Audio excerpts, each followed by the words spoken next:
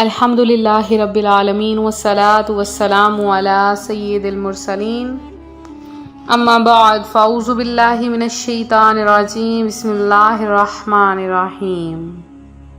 روحانی وظائف چینل کی جانب سے تمام معزز ناظرین کو السلام علیکم۔ روحانی وظائف چینل آیا آپ کے لیے ماہ رمضان المبارک میں تہجد کے وقت کا ایک ایسا عمل کہ اس وقت جب رب کریم سے مانگیں گے اللہ تبارک و تعالی ہر حال میں عطا فرمائے گا، اور اس نماز کو صلاۃ اللیل بھی کہا جاتا ہے۔ اس میں ہر حاجت ہر مراد پوری کر لی جاتی ہے۔ چونکہ ماہ رمضان المبارک کا پیارا مبارک اور بابرکت ترین مہینہ ہے، لہٰذا اس مہینے کی برکتوں سے فیض یاب ہو جائیے۔ اس مہینے کی ہر گھڑی ہی رحمتوں بھری ہے۔ اگر آپ کوئی وقت سو کر گزارتے ہیں تو یہ سوچئے کہ وہ گھڑی جو رحمت بھری تھی وہ آپ نے غفلت میں گزار دی۔ تو ماہ رمضان المبارک میں کثرت کے ساتھ عبادتیں کیجئے، کثرت کے ساتھ نیکیاں کماتا اس ماہ رمضان المبارک کے گزرنے کے بعد اگلا ماہ رمضان آپ کو نصیب ہو یا نہ ہو، کیونکہ بہت سے ایسے بہن بھائی ہیں جو جوانی کی حالت میں پچھلے سال ہمارے ساتھ تھے اور اس سال اس دنیا سے رخصت ہو چکے ہیں۔ لہٰذا روحانی وظائف کے معزز ناظرین، اس مہینے میں جتنا ہو سکتا ہے توبہ و استغفار کی کثرت کر لیجئے، کیونکہ یہ مہینہ توبہ کا مہینہ ہے، اور اس مہینے میں اللہ تبارک و تعالی ماہ رمضان کی ہر شب آسمانوں میں صبح صادق تک اعلان فرماتا ہے کہ اے بھلائی طلب کرنے والے ارادہ پختہ کر لے اور خوش ہو جا، اور اے برائی کا ارادہ رکھنے والے برائی سے باز آ جا۔ اور ندا ہوتی ہے کوئی مغفرت کا طلبگار کہ اس کی طلب پوری کی جائے، ہے کوئی توبہ کرنے والا کہ اس کی توبہ قبول کی جائے، ہے کوئی دعا مانگنے والا کہ اس کی دعا قبول کی جائے، ہے کوئی سائل کہ اس کا سوال پورا کیا جائے۔ اللہ تعالیٰ رمضان المبارک کی ہر شب میں افطار کے وقت 60,000 گناہ گاروں کو دوزخ سے آزاد فرما دیتا ہے، اور عید کے دن سارے مہینے کے برابر گناہ گاروں کی بخشش کر دی جاتی ہے، اور ماہ رمضان المبارک میں ہر روز 10 لاکھ کو جہنم سے آزاد فرمایا جاتا ہے، اور جب 29ویں رات آتی ہے تو مہینے بھر میں جتنے آزاد کیے ان کے مجموعے کے مطابق سب کو بخش دیا جاتا ہے۔ اس لیے کہا جاتا ہے کہ ماہ رمضان المبارک کی ہر گھڑی ہی رحمتوں بھری ہے، اس میں ایک گھڑی بھی غفلت سے نہ گزاریں۔ پھر اگر رمضان المبارک میں تہجد کی ادائیگی ہو تو پھر کیا ہی کہنے۔ اگر ماہ رمضان المبارک میں تہجد کو کثرت کے ساتھ پڑھا جائے، تہجد کو بالکل ترتیب کے ساتھ پڑھا جائے، اللہ تبارک و تعالیٰ اس بندے کی تقدیر بدل دیتا ہے، اس کی خواہشات کی تکمیل ہو جاتی ہے۔ حضرت ابو ہریرہ رضی اللہ تعالیٰ عنہ سے روایت ہے، رسول اللہ صلی اللہ علیہ وآلہ وسلم نے فرمایا جب رات کا آخری تہائی حصہ رہ جاتا ہے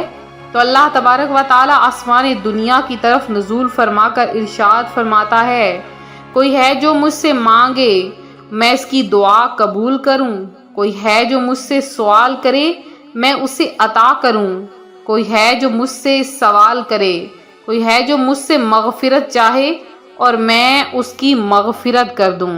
فرمان مصطفیٰ صلی اللہ علیہ وآلہ وسلم ہے کہ جو شخص رات میں بیدار ہوا اور اپنے اہل کو جگائے پھر دونوں دو رکعت پڑھیں تو کثرت سے یاد کرنے والوں میں لکھا جائے گا۔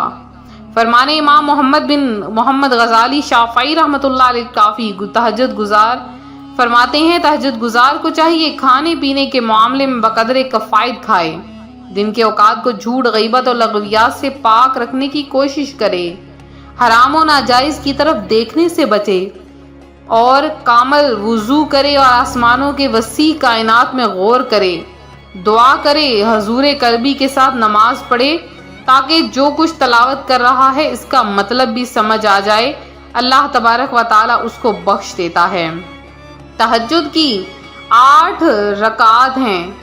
جس وقت رات کو اٹھ کر نماز تہجد شروع کریں تو اس وقت کوئی بھی دعا مانگیں، اللہ تبارک و تعالی آپ کی ہر دعا قبول کر لے گا۔ کوشش کریں کہ نماز تہجد کی دعا یاد کر لیجئے۔ نماز تہجد کی دعا بہت آسان ہے، جو کوئی ایک مرتبہ نماز تہجد کی دعا کو پڑھ لیتا ہے اس کی ہر دعا ہر حاجت پوری کر لی جاتی ہے۔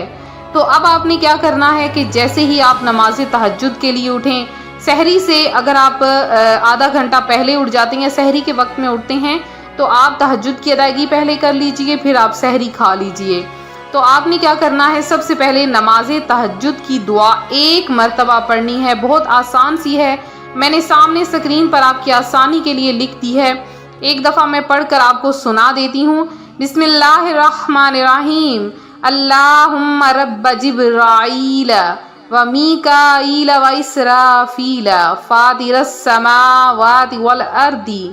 عالم الغیب والشہادت انت تحکم بین عبادک فیما کانوا فیہ یختلفون اہدنی لما اختلف فیہ من الحق بإذنک انک تہدی من تشاء الی صراط مستقیم۔ ایک دفعہ آپ نے تہجد کی دعا پڑھنی ہے اور اس کے بعد آپ نے صرف اور صرف ایک تسبیح پڑھنی ہے۔ وہ ایک تسبیح کون سی ہے؟ آپ نے اللہ تبارک و تعالیٰ کا نام اور ساتھ میں تیسرا کلمہ یعنی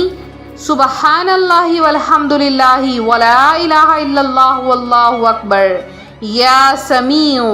سبحان اللہ والحمد للہ ولا الہ الا اللہ واللہ اکبر یا سمیع، یہ آپ نے ایک تسبیح پڑھنی ہے۔ جس نے یہ ایک تسبیح رمضان المبارک میں تہجد کے وقت پڑھ لی، اللہ تبارک و تعالیٰ اس کی تقدیر میں رزق لکھ دے گا، اس کی قسمت بدل دے گا، جو آج تک نہ ملا ماہ رمضان میں انشاءاللہ العزیز ملے گا۔ تو جلدی کیجئے، اس عمل کو کر لیجئے، کیا پتا تو فوری طور پر یہ عمل کر لیجئے، انشاءاللہ العزیز آپ کو بہت خیر و برکات حاصل ہوں گی اور اللہ تبارک و تعالیٰ آپ کو بے شمار عطا فرما دے گا۔ تو یہ تھا ہمارا آج کا عمل، ہمارا آج کا روحانی وظیفہ جو روحانی وظائف چینل آپ کے لیے لے کر حاضر ہوا ہے۔ تو اگر آپ لوگوں نے خصوصی دعاؤں میں اپنا نام شامل کروانا ہے، فوری طور پر 20 بار درود پاک پڑھ کے کمنٹ سیشن میں میسج کر دیجئے، انشاءاللہ العزیز آپ کا نام خصوصی دعا میں شامل کیا جائے گا۔ اس کے علاوہ اگر آپ کسی غریب، کسی یتیم کو زکوٰۃ، ڈونیشن وغیرہ رمضان المبارک میں دینا چاہتے ہیں، صدقہ و خیرات، فطرانہ وغیرہ، تو ہمارے اس نمبر پر کانٹیکٹ کیجئے، انشاءاللہ ہم مختلف جگہوں پر ہماری ٹیم یتیم، غرباء و مساکین میں راشن وغیرہ تقسیم کرتی ہے، تو آپ لوگ بھی ضرور اس میں اپنا نام شامل کروائیے۔ تو ملتے ہیں اپنے اگلے وظیفے کے ساتھ، اپنی دعاؤں میں یاد رکھیں، اپنا خاص خیال رکھیں، فی امان اللہ۔